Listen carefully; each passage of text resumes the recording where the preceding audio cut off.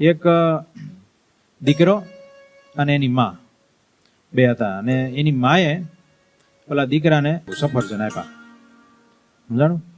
પછી ઓલા દીકરાને કીધું કે બેટા એક મને આપ ને સફરજન. દીકરાએ છે ને સીધું ધાડ લઈને એમાંથી એક બટકું ભરી લીધું.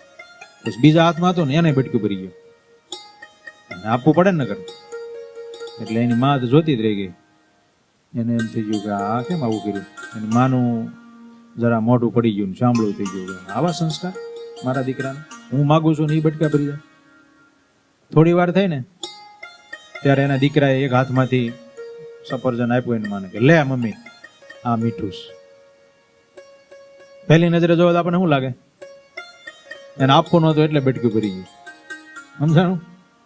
એમ ઘણી વખત તો છે ને આપણે કંઈક આવા અજ્ઞાનતામાં આવરાઈ ગયા હોય, કંઈક બીજી જ કલ્પનાઓ કરીને બેઠા હોય, વાસ્તવિકતા કંઈક બીજી હોય.